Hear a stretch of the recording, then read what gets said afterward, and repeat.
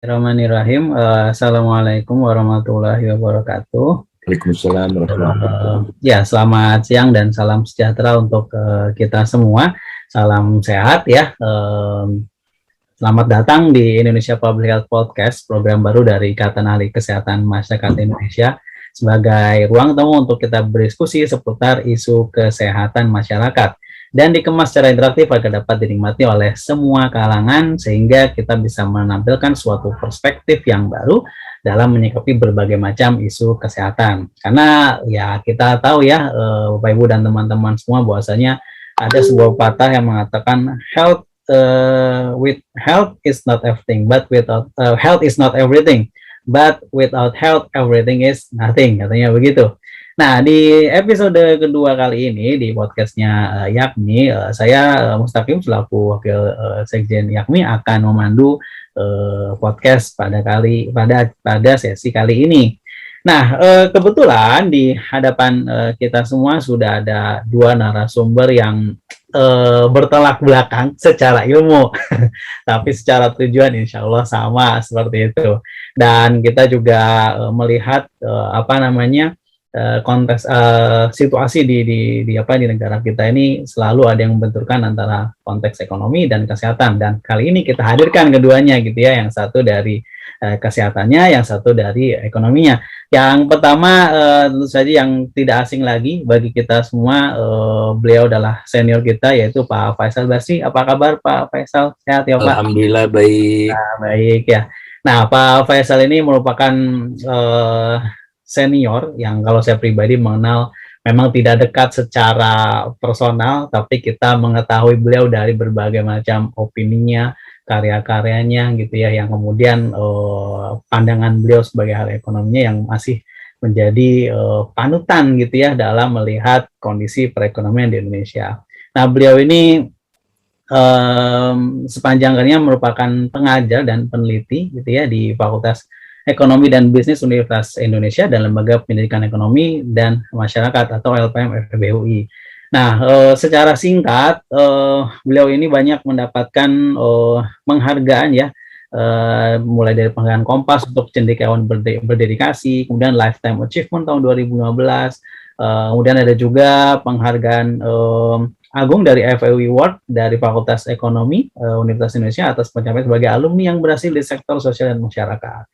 Nah, serta beliau ini ternyata sudah cukup lama ya secara usia. Beliau lahir tahun 59 di 6 November dan menikah dengan Syafitri dan dikaruniai seorang anak perempuan dan 2 anak laki-laki. Insya Allah bersama beliau kita akan nanti coba mengupas gitu ya bagaimana episode 2 dari podcast Yakmi kali ini. Kemudian untuk yang kedua, kita juga sudah ada Pak Hermawan Saputra. Pak Hermawan, ini senior saya.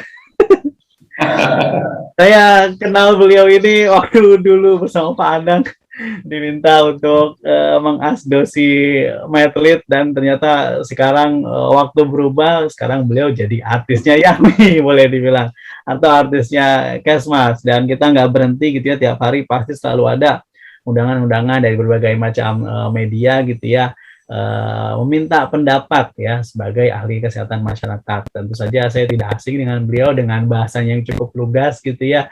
Senang gitu kalau ngelihat Pak Hermawan bicara nih tegas gitu ya dan mudah ditangkap, tinggal yang nerima mau nerima apa enggak gitu ya. Nah, secara singkat beliau ini adalah dokter in Public Health Science dari Universitas Indonesia tentunya. Beliau lahir 24 Mei 1983, jadi masih sangat muda ya, Bapak Ibu dan teman-teman, masih 30-an nih umurnya, belum sampai kepala 4 gitu ya. Tinggalnya di Menduyung gitu, dan secara historis pekerjaan beliau ini sangat banyak sekali. Ya, saya akan highlight yang terutama saja. Saat ini beliau dosen di Pascasarjana UHAMKA. Kemudian juga beliau saat ini sebagai asesor kompetensi di LSP Universitas Indonesia, juga sekarang sebagai Ketua Problem Solving for Quality Hospital atau Pusat Pendidikan dan Pelayanan Masyarakat P3M FKM UI. Nah, lainnya, wah cukup banyak lah yang bisa kita angkat, dan tentu saja ini menjadi track record yang sangat luar biasa. Mungkin tidak berlama-lama gitu ya perkenalannya, karena saya pikir sudah cukup banyak gitu. Nah, kita seperti yang sudah disampaikan di awal, bahwasanya kita nih akan membahas dari sisi dua sisi gitu ya. Ada kesehatan, ada ekonomi gitu ya, Pak Faisal dan Pak Hermawan. Nah, hanya saja kadang di masyarakat nih kita masih bingung gitu kan, sebenarnya kebijakan-kebijakan yang saat ini dibangun gitu ya, sebenarnya memang mau mementingkan ekonomi atau pengen kesehatannya sih gitu. Padahal kalau misalnya kita secara teoritis saja nggak bisa gitu ya kita pisahkan. Keduanya pasti punya andil dalam bangunan kemanusiaan lah seperti itu. Namun seringkali pada saat kondisi seperti pandemi ini, jadinya mana nih yang mau diduluin gitu kan. Nah, disinilah kemudian kita akan coba kupas gitu ya, sepertinya Indonesia ini mau larinya kemana kayak gitu. Nah, sebagai awalan gitu ya, kita mau minta dulu nih sedikit kepada Pak Hermawan gitu ya. Kenapa sih misalnya di pandemi COVID-19 ini kebijakan pembatasan sosial ataupun lockdown seperti PSBB, PPKM dan lain-lainnya lah yang udah banyak dibikin apa meme-memenya gitu ya. Kenapa sih perlu dilakukan pemerintah untuk mengendalikan pandemi ini nih? Emang sepenting itu? Apakah emang bentuknya harus seperti itu atau gimana nih Pak Wan kira-kira?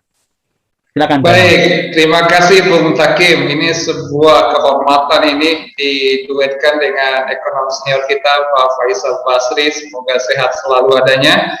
Beberapa forum yang lalu juga kita sempat bersama di GISTI.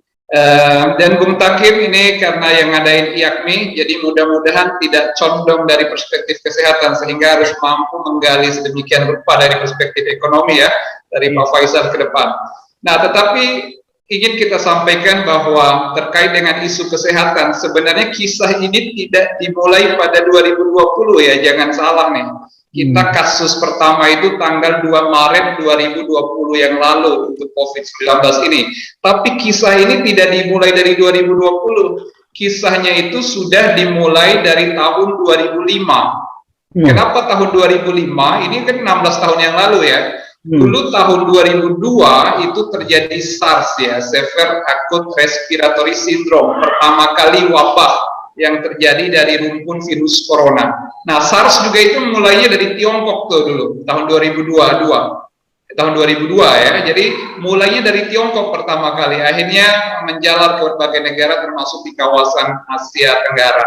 Nah, hanya saja kasus SARS itu hanya 2000-an kasus seluruh dunia dan tidak menjadi global pandemi ya seperti saat ini, walaupun memang skalanya sempat dinaikkan. Pada tahun 2005 dunia itu sudah mulai memikirkan bagaimana suatu waktu ke depan bila terjadi penyakit yang lebih parah dari SARS, penyakit yang lebih mewabah dari SARS, maka muncullah bukti penyakit baru itu tahun 2013 ya, dengan adanya MERS, Middle East Respiratory Syndrome. Penyebabnya sama, rumpun virus corona juga. Sehingga sejak tahun 2005 itu pemerintah kita Indonesia nih melalui Menteri Kesehatan, Kementerian Kesehatan itu aktif di dalam global community namanya GHSA, Global Health Security Agenda. Jadi negara-negara di dunia ini berkumpul untuk mengantisipasi sekaligus bagaimana menyelenggarakan kesehatan itu agar mampu mencegah penularan penyakit yang berpotensi wabah, bahkan menjadi global pandemi. Puncaknya pada tahun 2018 Indonesia menjadi tuan rumah dari sebuah pertemuan global ini dalam Global Health Security Agenda, dan di dalam puncak ini juga Indonesia mewujudkan secara nasional regulasi kita ke dalam Undang-Undang Kekarantinaan Kesehatan. Nah, makanya munculnya Undang-Undang Kekarantinaan Kesehatan nomor 6 tahun 2018 itu adalah puncak bagaimana sebuah negara memiliki regulasi sekaligus menjadi sebuah hasil kajian, hasil policy brief, analisis dan diuji publik. Maka Presiden Jokowi menandatangani undang-undang ini tahun 2018, direstui oleh wakil rakyat kita seluruh Indonesia ya dari DPR itu di tahun 2018. Nah, makanya muncul undang-undang kekarantinaan kesehatan. Nah, jadi kalau pertanyaan Bung Takim bagaimana kita memiliki kebijakan dalam pengendalian COVID dan bagaimana implementasinya, jadi cerita itu tidak dimulai tahun 2020, apalagi dengan terbitnya keputusan Presiden nomor 11 tahun 2020 tentang kedaruratan kesehatan masyarakat, kemudian diikuti dengan PP 21 2020 terbit 31 Maret 2020 tentang PSBB, tetapi kisah ini bermula dari Global Health Security Agenda dan gaungnya adalah undang-undang kekarantinaan kesehatan, tetapi rupanya undang-undang ini juga tidak menjadi acuan utama di dalam pengendalian COVID kita. Nah, maka bergulirlah banyak sekali pendapat, tarik-menarik kepentingan, seolah-olah ekonomi dan kesehatan itu dibenturkan. Jadi saya koreksi juga Bung Takim, kita dari kesehatan masyarakat dengan Pak Faisal Basri, para ekonomi itu tidak bertolak belakang, itu harus dikoreksi itu. Tetapi komplement scientific base gitu ya, to adjust policy option, the best policy option to control COVID-19. Sebenarnya di sana filosofinya. Nah, kita tidak pernah terbentur secara ekonomi. Persoalannya, bagaimana pemerintah menempatkan pandemi COVID ini sebagai persoalan utama. Ketika negara-negara lain sudah babak belur, duluan yang babak belur itu Asia Tengah seperti Iran, baru Eropa, Italia dan Spanyol, Indonesia masih menonton tuh saat itu. Tetapi kita tidak mengambil pembelajaran yang luar biasa bagaimana Tiongkok di Wuhan sendiri, bagaimana Korea, bagaimana Jepang, negara-negara awal yang terpapar, kemudian bagaimana babak belurnya Iran, Eropa, dan akhirnya merambah Indonesia baru hadir di bulan Maret. Walaupun itu juga karena underreported, underdiagnostic sebenarnya ya. Nah, disinilah tantangan kita. Jadi preview kita mundurnya jauh tuh Bung Takim, tidak hanya mulai dari 2020. Nah, itu gambaran awal saja. Kira-kira begitulah Bung Takim. Ya, artinya memang sudah ada ya Pak dari awal prediksi ini tuh sudah dibuat dan memang kita tidak memang baru case-nya, tapi perencananya sudah ada, namun implementasinya ya kita bisa lihat sama-sama seperti itu. Baik, terima kasih nih Pak Hermawan. Nah, kita ke Pak Faisal Basri. Nah, tadi sudah dengar dari sisi kesehatannya nih Pak, dan memang sudah di-adjust juga oleh Pak Hermawan, kita tidak bersinggungan, tapi kita saling komplementer gitu ya, melengkapi gitu. Nah, tapi kalau kita melihat nih Pak, baru-baru ini kan dirilis tuh gitu ya, melihat kondisi ekonomi katanya tumbuh, katanya nih 7,07% di triwulan 2 2021, dan klaimnya katanya berhasil keluar dari jurang resesi. Bener nggak sih ini Pak gitu? Yang pertama itu yang apakah emang ini hasil yang diharapkan gitu? Apakah kita sudah puas sampai di sini gitu? Silakan Pak Faisal. Ya, terima kasih nih bisa jumpa dengan kawan-kawan. Saya mengamini apa yang disampaikan oleh Mas Hermawan. Tidak ada dikotomi antara ekonomi dan politik, ekonomi dan kesehatan. Tidak ada trade-off antara ekonomi dan kesehatan. Jadi kira-kira ya ini nih, kesehatan dulu, ekonomi menyusul. Ini konsensus di antara ekonom lah ya. Jadi ekonom tidak pernah mau mengambil alih komando. Gitu. Ekonom sadar sekali keterbatasan ilmunya, sehingga ekonom memandang bahwa kesehatan itu adalah ujung tombak gitu untuk pemulihan ekonomi. Dan kebetulan krisis-krisis ekonomi sebelumnya itu tidak pernah dipicu oleh krisis kesehatan. Jadi biasanya dipicu oleh sektor keuangan gitu ya. Kehancuran pasar saham, pasar keuangan pada umumnya ya. Kemudian yang sekarang ini krisis kesehatan yang memicunya, dan ekonom ini bahasa yang saya ambil dari konsensus para ekonom ya, bukan dari kesehatan. Kalau dari kesehatan barangkali ya terang aja ahli kesehatan. Jadi dikatakan bahwa saving lives is saving the economy. Dan ini menyebabkan disruption bukan hanya di bidang ekonomi dan kesehatan, tetapi juga hampir semua aspek kehidupan sosial, budaya, politik, maupun pertahanan. Oleh karena itulah harus bahu-membahu dengan semua stakeholders dengan mindset baru, lintas disiplin. Ya, saya rasa ahli-ahli kesehatan juga tidak, oh ini yang lain-lain jangan ikut, kami aja. Tidak bisa, perlu sosiolog, perlu antropolog untuk memahami fenomena baru ini. Kebetulan anak saya mengambil studi antropologi kesehatan gitu. Jadi kadang-kadang belajar sama anak untuk ini. Nah, tapi di Indonesia atau di berbagai negara itu pendekatannya beda gitu. Dan pada umumnya bermotif politik. Jadi politik yang membuat trade-off ini. Nah, oleh karena itu kita kembali ke basic, kembali ke hitah seperti yang disampaikan oleh Dirjen WHO ya. Jadi kalau kita tidak mengikuti basic ini, hanya ada satu yang kita bisa tatap di masa depan ini tentang pandemi, yakni lebih buruk, semakin buruk, dan kian memburuk, itu saja. Nah, saya belajar kan dari para ahlinya, para ahli kesehatan, kuncinya adalah memutus mata rantai penularan kan. Karena virus ini tidak jalan-jalan sendiri. Dia ada di dalam tubuh manusia. Jadi cara untuk mengetahui musuh yang tidak kelihatan ini, ya satu-satunya ya testing. Setelah testing, kita telusuri dia kontak dengan siapa saja.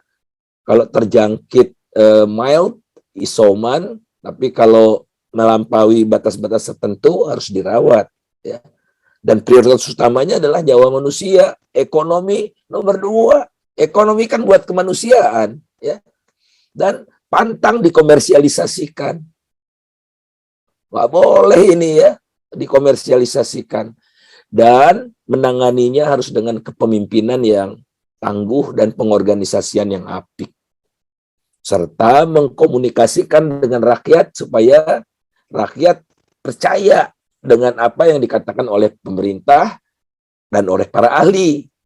Bukan berdasarkan spekulasi atau ego pribadi gitu. Jadi sesederhana itu. Nah, kalau kesimpulan saya ya, ini kan sudah 1,5 tahun, kita ini melakukan hal-hal yang serupa. Beda sih istilahnya, tapi serupa. PSBB lah, PSBB transisi lah, PPKM, apa macam-macam gitu. Jadi kesimpulan saya adalah too late, too little. Dan salah sejak awal.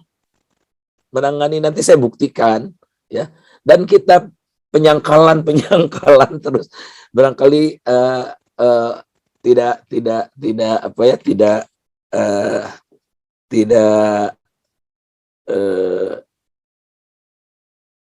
luput dari perhatian kita bersama. Nah, ini saya nunjukkan pakai data saja. Jadi Indonesia di sini kita lihat yang paling kanan itu sendirian dia. Ya, kasus kita kan udah melampaui 3.600.000 ya. Sendirian dalam artian apa? Indonesia kasusnya banyak, testingnya sedikit. Jadi kenapa? Jadi kita tidak mampu untuk mengkonten si virus ini kan. Indonesia hanya lebih tinggi dari 11 negara dalam hal testing ini. Meksiko, Bangladesh, Pakistan, Myanmar, Mesir, Kenya, Ethiopia, Nigeria, Aljazair, Afghanistan, dan Uzbekistan. Nah, tapi yang di kiri-kiri itu, yang berkumpul itu, kasusnya sedikit, ya wajar gitu kalau testingnya juga sedikit. Jadi Indonesia satu-satunya negara, bahkan kalah dengan India dan negara-negara lainnya, yang kasusnya merebak karena sejak awal menafikan testing gitu. Akibatnya apa? Angka kematian tinggi di Indonesia ini. Ya, per kemarin itu sudah 2,9 case fatality rate-nya. hanya lebih tinggi, hanya lebih rendah dari Afghanistan dan Myanmar. Myanmar ini baru juga seperti Indonesia barangkali ya, baru, tapi selebihnya seperti Pak Hermawan katakan tadi, Irak itu angka kematiannya kecil 1,1 ya. Thailand sedang merebak tapi kematiannya kecil, relatif kecil ya.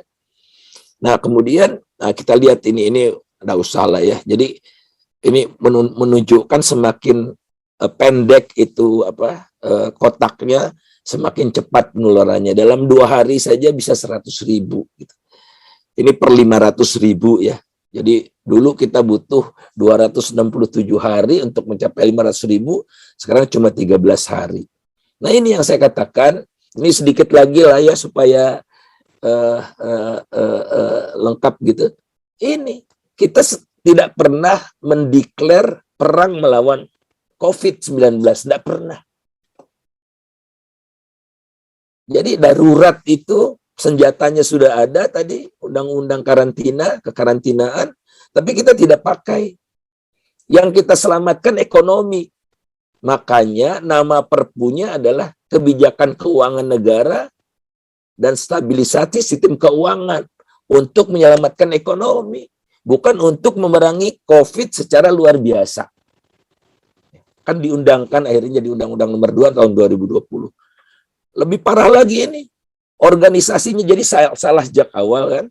Organisasinya kan organisasi ekonomi juga kita lihat. Ketuanya Menko Ekonomi, ketua pelaksananya Menteri BUMN, bahkan dijadikan ajang peluang bisnis.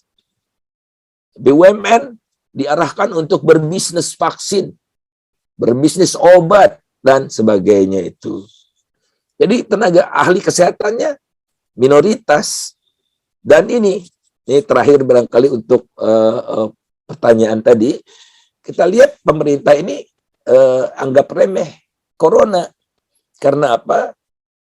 Mulai tahun 2021 virus dianggap sudah tidak ada, sudah terkendali. Oleh karena itu bisa pesta infrastruktur lagi. Sehingga anggaran untuk infrastruktur naik tajam dari 281 triliun menjadi 414 triliun. Dahsyat ini. Sementara kesehatannya dianggap sudah terkendali, anggaran kesehatan diturunkan. Ini APBN ya. Sekarang gara-gara ada gelombang kedua ya ada realokasi. Tapi niatnya sejak awal begini. Kesehatan turun dari 212,5 triliun menjadi 170 triliun. Barangkali itu dulu Mas Mustaqim. Ya, terima kasih nih Pak Faisal. Jadi sebenarnya sudah sedikit menggambarkan ada apa ya, kekisruhan ya Pak. Kalau kita ngelihat nih, benar sebenarnya ekonomi sama kesehatan tidak bertengkar dalam tanda kutip, tidak dikotomikan gitu, dan memang saling melengkapi. Bahkan tadi sudah disampaikan juga oleh Pak Faisal Basri. Tapi ternyata ada satu, seharusnya kita ngundang satu lagi ya Pak, politiknya masuk. Jadi kelihatan sebenarnya di mana celahnya gitu. Tapi sebenarnya artinya gini ya Pak, kalau boleh nggak sih kita kemudian menyimpulkan bahwasannya berarti memang benar ya di masyarakat ini kita bisa melihat bahwa memang nggak terjadi ya Pak pertumbuhan ekonomi itu. Simple jawaban Pak, coba gimana Pak Faisal? Nah, jadi kembali ke basic tadi, ekonomi butuh prasyarat kesehatan. Dan itu tidak terpenuhi, ekonomi kita ya babak belur gitu. Nah, saya nggak mau ngomong tanpa data ya. Nah, ini. Jadi, kalau secara umum di dunia ini, kan fasilitas ekonomi tidak ada terganggu, kan tidak ada perang, tidak ada gempa. Jadi, fasilitas ekonomi itu akan tidak bisa dimanfaatkan di era pandemi karena ada lockdown kan. Nah, setelah terkendali, ekonomi meroket itu kita lihat, ekonomi dunia melebihi kondisi sebelum pandemi ini. Jadi 6% tahun ini diperkirakan di dunia ini ya. Nah, Anda lihat Indonesia, dan rata-rata ya negara-negara ini, pertumbuhan ekonominya pasca COVID, setelah dia mampu mengendalikan, tumbuhnya lebih cepat. Recovery-nya lebih cepat. Indonesia kita lihat huruf V-nya kan landai. Tahun ini pertumbuhannya lebih rendah daripada sebelum COVID. Kan kelihatan kan? Nah, kemudian ini 7% itu yang Mas Mustaqim katakan, wah dahsyat dia. Kalau kita lihat ini kan, dari minus-minus yang merah itu, blut, melesat 7,07%. Ini kalau kita atlet PON. Jadi melihat kinerja kita sekarang dengan kinerja sebelumnya. Kalau Olimpiade, nah kita harus bandingkan dengan negara lain kan. Nah ini dia. Jadi kecepatan recovery. Jadi saya bandingkan kondisi terendah di era pandemi itu kan Maret sampai Juni tahun lalu ya. Nah dibandingkan dengan Maret Juni tahun ini, yang melesat itu Filipina dan sebagainya, ini Indonesia paling bawah kan. Inilah hasilnya, makanya ekonomi itu. Nah ini datanya belum sampai 2021 triwulan kedua. Ini saya cropping dari Bank Dunia, sekarang saya hitung sendiri. Nah ini lihat. Yang merah-merah itu triwulan 2 2021. Indonesia hanya lebih tinggi dari Vietnam kan. Tapi Vietnam nggak boleh diperbandingkan karena di Vietnam tidak pernah resesi ekonomi. Ekonominya tidak pernah kontraksi. Jadi kalau dikeluarkan Vietnam, saya kasihan aja nih memasukkan Vietnam di sini supaya Indonesia tidak paling bawah gitu. Anda bisa lihat, nomor 1 recovery paling cepat adalah Singapura.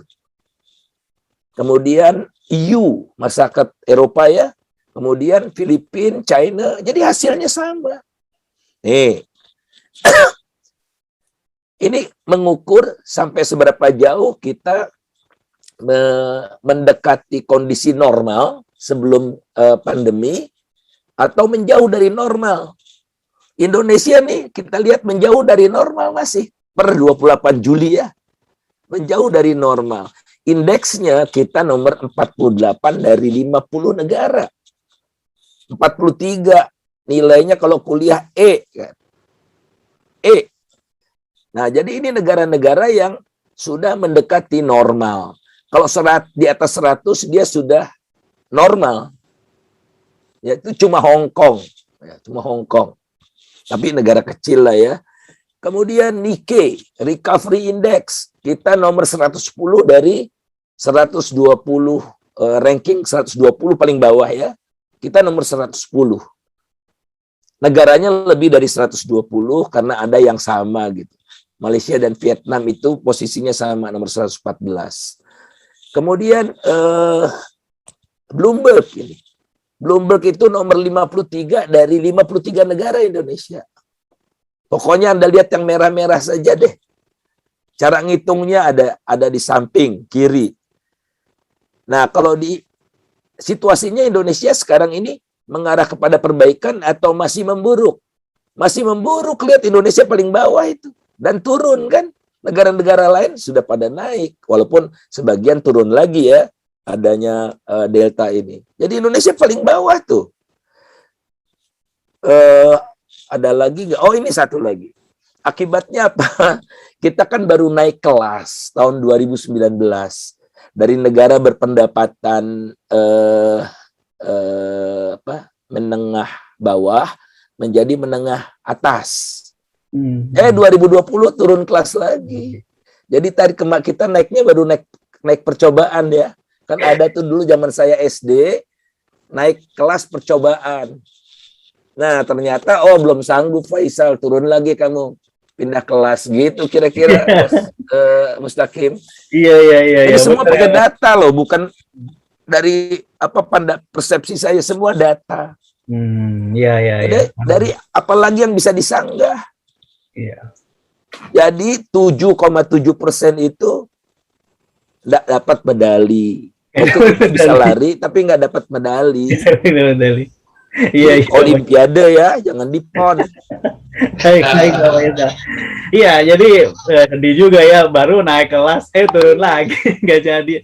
Itu terbukti kita belum sanggup ya Pak, tapi insya Allah lah kita lihat nanti. Nah, Pak Hermawan, bagaimana coba pandangannya kalau melihat tadi apa yang sudah dipaparkan oleh Pak Faisal tentang ya kondisi ekonomi kita di negara kita? Bagaimana Pak Hermawan?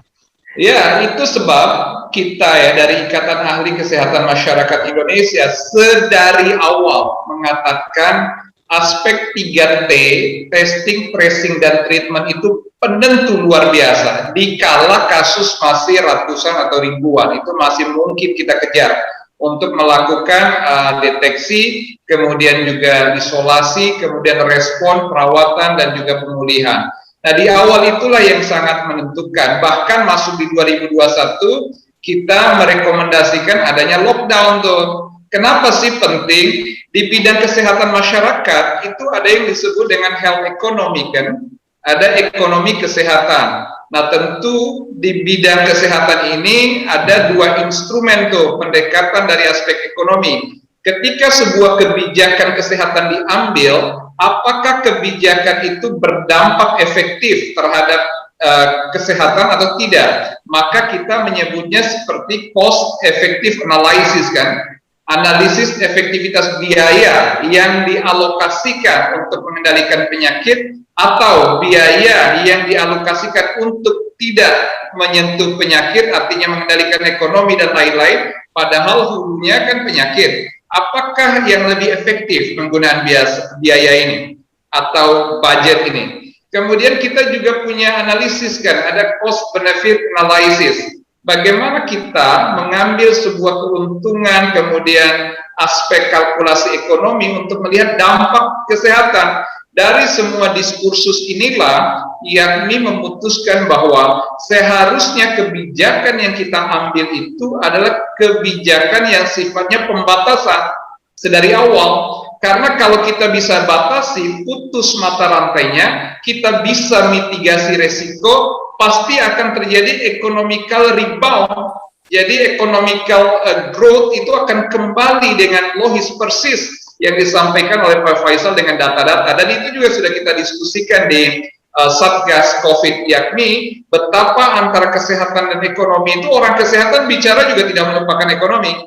Nah, ketimbang kita misalnya mengalokasikan anggaran anggaplah 300 triliun ya di awal sekali sebelum bahkan di Perpu nomor 1 atau Undang-Undang nomor 2 tahun 2020 itu kan menjadi bengkak lagi terus anggaran itu kan. Akhirnya karena tidak tuntas ditambah terus anggarannya.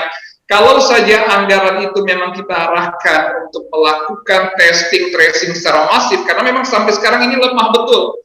Jadi kita menyampaikan kepada publik ya bahwa kasus dulu 2020, kemudian awal 2021 dan pertengahan 2021 ini cycle yang berbeda.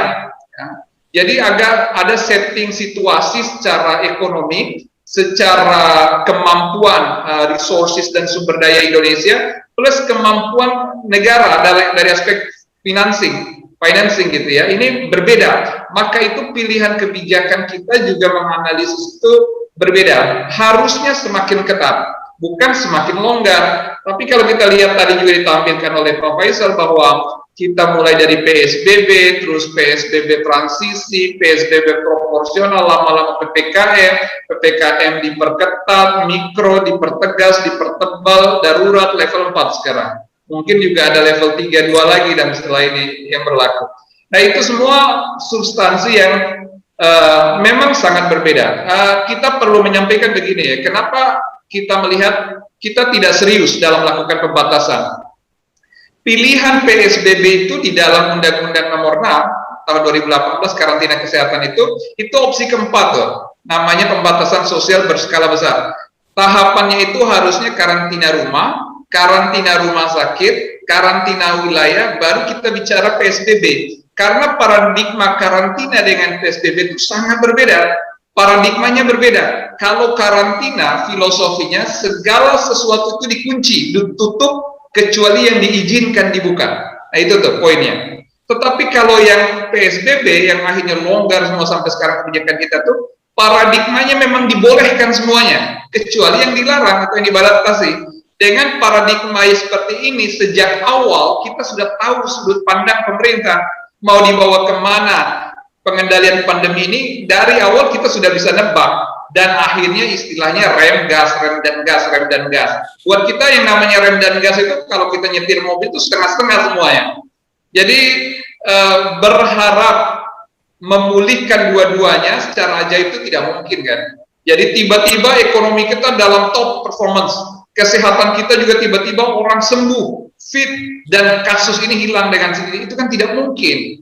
Kita juga tidak berharap semuanya terpuruk kan. Kita juga tidak mau ekonomi terpuruk, kesehatan juga makin lama banyak nyawa melayang. Kita tidak ingin. Maka perlu ada prioritas. Sebenarnya Presiden sendiri sudah punya statement di awal-awal tahun, bahkan di tahun lalu pun pertengahan 2020, Bapak Presiden sudah menyampaikan bahwa kesehatan adalah prioritas, kendali kasus, kendali COVID didahulukan. Berubahnya gugus tugas menjadi satuan tugas, itu menambah tanda tanya kita semua. Sebenarnya seperti apa sih yang diinginkan pemerintah ini? Apakah betul-betul COVID atau penyakit yang harus kita kendalikan dulu, atau ekonomi yang tetap dijaga keterbukaannya, padahal penyakit juga belum mampu kita kendalikan. Nah, itu sebab situasi yang sudah kita bahas dari tadi itu memang kalau sejujurnya hingga sekarang ini kita belum memiliki indikator utama apakah terkendali atau tidak. Jadi kalau terjadi penurunan sekarang ini, penurunan kasus 1, 2, 3 hari angka insiden, ini kan artifisial karena testing kita lemah. Jadi seharusnya sekarang ini kan 1,2 juta spesimen rate kita per hari, bukannya malah berkurang lagi dari 250.000, kurang lagi 170.000. Kalau misalnya 200.000 spesimen yang digunakan, itu bukan berarti 200.000 orang yang diperiksa, itu kan, Bung Takim. Jadi kalau 200 spesimen itu boleh jadi hanya 100 sampai 150.000 orang. Tapi kalau 150.000 orang yang diperiksa, temuan kasusnya 50.000, bagaimana ceritanya? Itulah sebab Pak Faisal melihat ketika Indonesia dijejerin tadi di dalam grafik Pak Faisal antara Indonesia dengan negara lain di seluruh dunia, Indonesia menjadi outlier sendirian. Angka temuan kasusnya sudah lebih dari 3 juta gitu ya. Kemudian testingnya paling rendah sendiri, kan menjadi paradok. Harusnya misalnya ya, Amerika itu temuan kasusnya 35 juta lebih, testingnya lebih dari 100 juta, dan bayangkan betapa, tentu tidak apple to apple lah ya kita bandingkan Amerika, tapi kalau kita bandingkan saja dengan negara-negara tetangga di Asia Tenggara, tadi ada Thailand, kemudian juga ada Filipina, bagaimana Malaysia, Singapura, ya kita jauh sekali. Itu sudah saya rasa Pak Faisal bukan lagi sebagai ekonom sekarang berbicara di sini, tapi health economics gitu ya. Jadi ahli ekonomi kesehatan yang memang data beliau justru menampilkan dari perspektif kesehatan, bagaimana case fatality rate, bagaimana mortality rate, insidensi, prevalensi, yang sebenarnya kajian kita di bidang kesehatan masyarakat. Tetapi justru kita merasa itulah tadi makin tergugah dengan situasi makro. Jadi pun kalau ada pemerintah atau unsur yang mengatakan saat ini virus sudah terkendali, turun dan seterusnya, jangankan dibandingkan dengan indikator WHO ya, yang sifatnya bagaimana positivity rate itu harus di bawah 5%, mortality rate itu harus di bawah 3%, bagaimana penurunan laju 14 harian itu angka insidensi berturut-turut, bagaimana angka replikasi itu harus kurang dari 1. Indikator-indikator epidemiologi ini jauh sekali, tetapi oke lah, tidak usah di situ. Indikator makro saja. Indikator makro ini bagaimana angka-angka okupansi rate di Pulau Jawa, di luar Pulau Jawa, angka-angka konfirmasi ketersediaan sumber daya, laju vaksinasi terkait dengan vaksinator, dan seterusnya. Memang kita masih keteteran sekali, sehingga boleh jadi kita sebagai insan yang konsen terhadap kesehatan, dan tentu saja kita berharap banyak ekonomi yang bisa melihat dengan objektivitas yang tinggi seperti Pak Faisal, ini akan tetap menjadi sparring partner agar Indonesia ini tidak jauh dari rel pengendalian COVID. Kita juga pengen ekonomi segera bangkit, tetapi tetap hulu persoalannya adalah COVID. Kalau kita tidak mampu mengendalikan dan memutus mata rantai, jangan berharap ekonomi tiba-tiba ajaib naik juga. Itu sudah disampaikan dengan jelas oleh Pak Faisal tadi. Demikian Bung Takim. Ya, iya, terima kasih nih Pak Hermawan. Jadi memang kalau kita boleh simpulkan dari pembukaan ini, artinya memang belum prioritas kesehatan ya Pak Hermawan. Konteksnya nih kalau kita lihat, belum sampai ke sana ya Pak kita. Ada yang menarik ya, ada yang menarik. Ketika di gugus tugas pencegahan dan pengendalian COVID nasional ya, nama lama dari Satgas ya, gugus tugas yang dulu, kita kan melihat bagaimana banyak sekali para guru besar, ahli-ahli kita, bahkan sejawat teman kita yang masuk tuh dalam list tenaga ahli. Tapi saya coba komunikasi satu-satu tuh random aja, dilibatkan atau tidak? Tidak, nama saja yang ada. Artinya Tidak. banyak pakar, banyak ahli, lebih banyak lagi ahli di bidang ekonomi, tentu saja. Tetapi di bidang kesehatan saja sederet banyak sekali para senior kita, sejawat kita, para guru besar, dokter, dan bahkan praktisi kesehatan yang terlibat secara nama, tetapi begitu kita rendam tidak banyak. Tentu menjadi pengaruh kesehatan di dalam pengambilan keputusan ini sangat lemah sekali. Itu sebab boleh jadi di dalam struktur yang disampaikan Pak Faisal tadi, nah ini boleh jadi hanya mengonfirmasi saja bahwa kesehatan belum jadi harus kuat dalam perspektif pengendalian COVID-19 ini. Oke, ya, dia memang akhirnya ke sana ya, memang kita kesehatan ini belum totalitas lah. Nah, tapi sebenarnya menarik begini, Pak Hermawan. Tadi sempat kan disinggung oleh Pak Faisal juga, oleh Pak Hermawan juga. Memang seharusnya kita bisa ke undang-undang karantina nih gitu kan, tentang karantinaan kesehatan. Walaupun kita bisa lihat pelaksananya, tapi malah memakan korban jiwa yang cukup banyak. Bahkan sempat beberapa waktu lalu juga Pak Menko gitu ya bicara tentang ya kematian jiwa yang seolah-olah sepertinya nggak dianggap sebuah tragedi kayak gitu. Nah, kenapa sih kita nggak sebenarnya kita belajar nggak sama negara lain gitu, atau kenapa sih kita nggak mencoba ke negara lain? Mungkin Pak Hermawan punya pandangan terkait hal ini itu, Pak. Ya, inilah yang berkaitan dengan, saya pikir ini berkaitan dengan leadership tentu saja ya.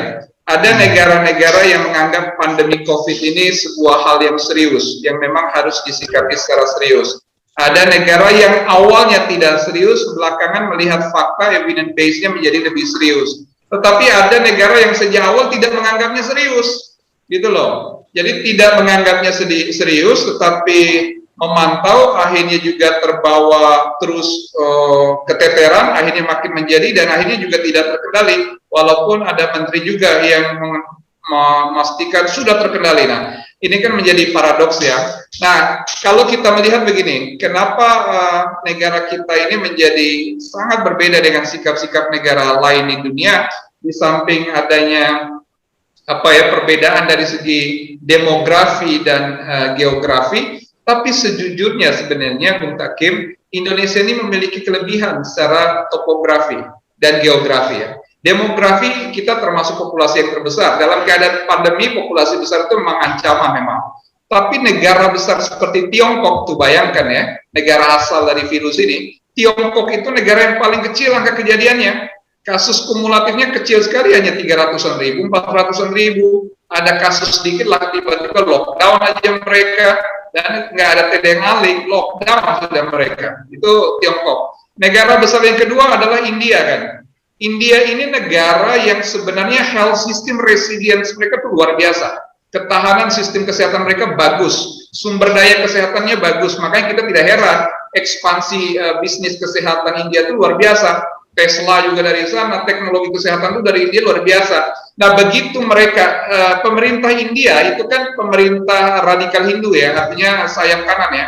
Mereka cukup akomodir terhadap peristiwa keagamaan di India. Maka dorongan pemerintah untuk merelaksasi sesuatu yang sudah terkendali di India itu menjadi bumerang buat India. Jadi ketika mereka memberikan ruang untuk peristiwa Kumbh Mela gitu ya, ratusan ribu bahkan jutaan orang berturun untuk merayakan hari keagamaan secara besar-besaran, itulah peristiwa yang makin membuat India terpuruk. Tetapi respon India pun setelah itu cukup baik secara kesehatan. Mereka sekarang akhirnya mengendalikan dengan laju 1,3 saja dari yang disampaikan Pak Faisal tadi dalam slide. Jadi India dengan negara penduduk lebih dari 1 miliar, sistem kesehatan mereka bagus karena memang peristiwa keagamaan dengan wilayah negara India yang begitu banyak penduduk juga dengan variabilitas ekonomi, pendidikan, beragam budaya akhirnya terjadi. Nah, negara kita itu sebenarnya relatif lebih baik, tidak sebanyak Tiongkok, tidak juga sebanyak India penduduknya. Amerika di atas kita penduduk yang lebih besar, sekitar 340 juta orang penduduk. Tapi ya Amerika negara yang menggunakan berpacu dengan COVID betul. Gimana yang lebih cepat testing, tracing, dan treatment Amerika dengan penularan dan penyebaran COVID itu yang diadu, dan Amerika bisa membuktikan itu, termasuk fase yang bersamaan mereka siapkan bagaimana skenario vaksinasi dan lain-lain. Nah, 3 negara di atas kita ini secara demografi di atas Indonesia. Urutan keempat adalah negara kita terbesar dengan populasi 270 juta di dunia. Tetapi kita tidak seperti Tiongkok yang memiliki kebijakan yang dahsyat, kemampuan tracing dan kendali cepat. Tidak seperti India yang punya health system resilience yang luar biasa, tidak seperti Amerika yang melakukan active case finding secara cepat, akhirnya mengendalikan kasus dengan cepat. Nah, kita keteteran semua, tidak menjadikan active case finding pilihan, tidak menerapkan kebijakan lockdown, tidak punya sumber daya kesehatan yang kuat, termasuk negara kita bukan negara produsen vaksin. 3 yang di atas tadi juga produsen vaksin. Tiongkok punya banyak sekali merek vaksin, Amerika apalagi, India itu tempat produksi massal dari AstraZeneca. Bahkan tadinya AstraZeneca mau masuk dari India ke kita, akhirnya di keep untuk kepentingan India sendiri. Nah, negara kita tidak punya pertahanan itu. Tapi karena kita tidak punya pertahanan, rupanya pemerintah juga ya udah biarkan aja gitu, begitu longgar. Nah, jadi kalau bahasa yang kekinian tuh ambiar, negara kita tuh ambiar. Nah, oleh karena itu yang penting kita lakukan sebagai praktisi kesehatan dan ekonomi, bersuaralah kita, terus menyampaikanlah kita pesan-pesan kebaikan untuk perbaikan. Persoalan keputusan kewenangan di otoritasnya pemerintah, dan kita berharap keajaiban untuk itu, untuk kita segera bangkit dan akal sehat para praktisi, akademisi, peneliti itu bisa digunakan dengan baik. Mudah-mudahan. Kira-kira begitulah, Bung Takim.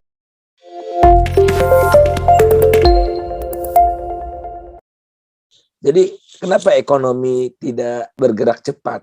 Pertama, karena ketidakpastian itu membuat orang tidak mengambil keputusan.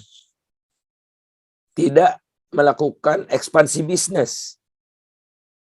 Nah, caranya bagaimana jadi mereka untuk survive? Cycle ketiga di Jabodetabek. Di Pulau Jawa umumnya ini menghadapi cycle kedua, masuk cycle kedua. Di luar Pulau Jawa ini baru cycle pertama. Ini menariknya.